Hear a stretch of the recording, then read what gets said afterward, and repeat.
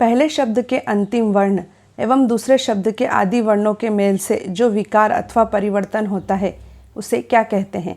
इसका उत्तर है संधि। अगला क्वेश्चन है, संधि के नियमों द्वारा मिले वर्णों को फिर मूल अवस्था में ले आने को क्या कहते हैं? इसका उत्तर है संधि विच्छेद।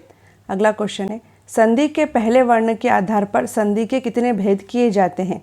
इसका उत्तर है 3 भेद, जो हैं स्वर संधि, व्यंजन संधि और विसर्ग संधि। संधि का पहला वर्ण यदि स्वर वर्ण हो तो वह कौन सी संधि कहलाती है? इसका उत्तर है स्वर संधि। अगला क्वेश्चन है, संधि का पहला वर्ण यदि व्यंजन वर्ण हो तो वह कौन सी संधि कहलाती है? इसका उत्तर है व्यंजन संधि। अगला क्वेश्चन है, संधि का पहला वर्ण यदि विसर्ग हो तो वह कौन सी संधि कहलाती है? इसका उत्तर है विसर्ग संधि।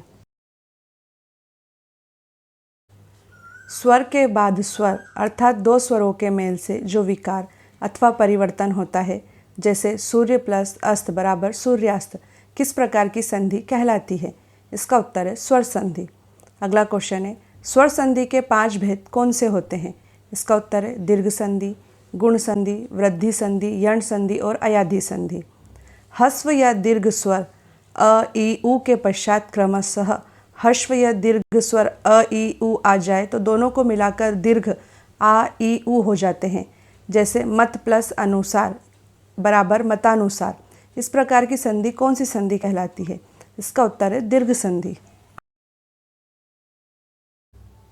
यदि अ और आ के बाद ई या ई, उ या उ और री स्वर आए तो दोनों के मिलने से क्रमशः ए, ओ और अर हो जाते हैं, जैसे महा प्लस इंद्र बराबर महेंद्र।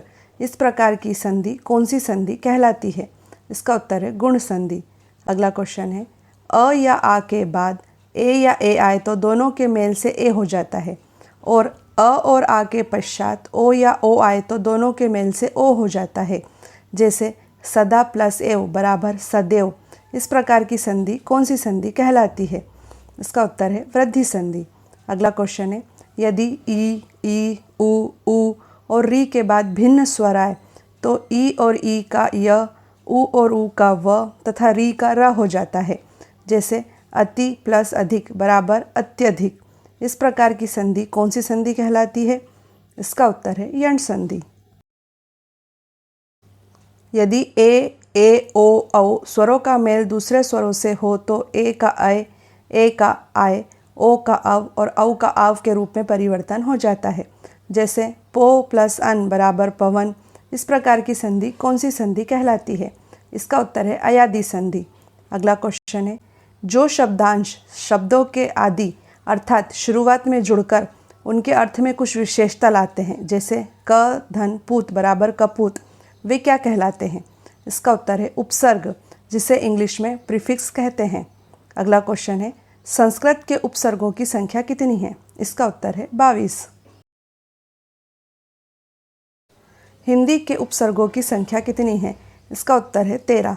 अगला क्वेश्चन है, उर्दू, अरबी तथा फारसी के उपसर्गों की संख्या कितनी है? इसका उत्तर है 19।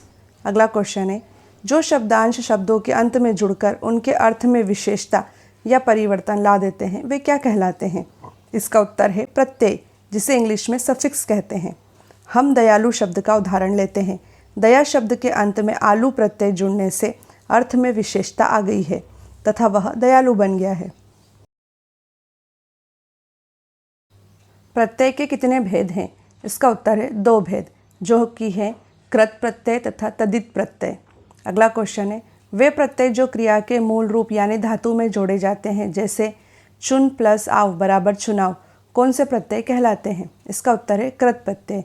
अगला क्वेश्चन है, वे प्रत्यय जो क्रिया के मूल रूप यानी धातु को छोड़कर अन्य शब्दों जैसे संज्ञा, सर्वनाम, विशेषण एवं अवयव में जुड़ते हैं, जैसे भूख प्लस आ बराबर भूखा, कौन से प्रत्यय कहलाते हैं? इसका उत्तर है तदित प्रत्यय। 2 अथवा 2 से अधिक शब्दों से मिलकर बने हुए नए सार्थक शब्द को क्या कहते हैं? इसका उत्तर है समास। अगला क्वेश्चन है, समस्त पद के सभी पदों को अलग अलग किए जाने की प्रक्रिया क्या कहलाती है? इसका उत्तर है समास विग्रह या व्यास। अगला क्वेश्चन है, समास रचना में प्रायः 2 पद होते हैं, जहाँ पहले को पूर्व पद तो दूसरे को क्या कहते हैं? इसका उत्तर है उत्तर पद। जैसे राजपुत्र में पूर्व पद राज्य है और उत्तर पद पुत्र है। समास के 6 मुख्य भेद कौन से हैं? इसका उत्तर है अव्ययी भाव समास, तत्पुरुष समास, कर्मधारय समास, द्विगु समास, द्वंद्व समास और बहुब्रीहि समास। अगला क्वेश्चन है जिस समास का पहला पद अर्थात पूर्व पद अवयव तथा प्रधान हो, जैसे प्रति प्लस दिन, प्रतिदिन, इस प्रकार के समास को कौन सा समास कहते हैं? इसका उत्तर है अव्ययी भाव समास। अगला क्वेश्चन है जिस समास में बाद का अथवा उत्तर पद प्रधान होता है तथा दोनों पदों के बीच का कारक चिन्ह लुप्त हो जाता है, जैसे राजा का कुमार बराबर राजकुमार, उसे कौन सा समास कहते हैं? इसका उत्तर है तत्पुरुष समास। जिस समस्त पद का उत्तर पद प्रधान हो तथा पूर्व पद व उत्तर पद में उपमान उपमेय अथवा विशेषण विशेष से संबंध हो, जैसे महान है जो देव बराबर महादेव, किस प्रकार का समास कहलाता है? उत्तर है कर्मधारय समास।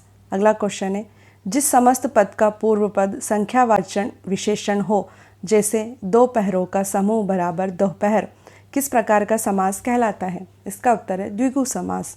अगला क्वेश्चन है जिस समस्त पद के दोनों पद प्रधान हो तथा विग्रह करने पर और एवं या अथवा लगता हो, जैसे सुख और दुख बराबर सुख दुख, माता और पिता बराबर माता पिता, किस प्रकार का समास कहलाता है? इसका उत्तर है द्वंद्व समास।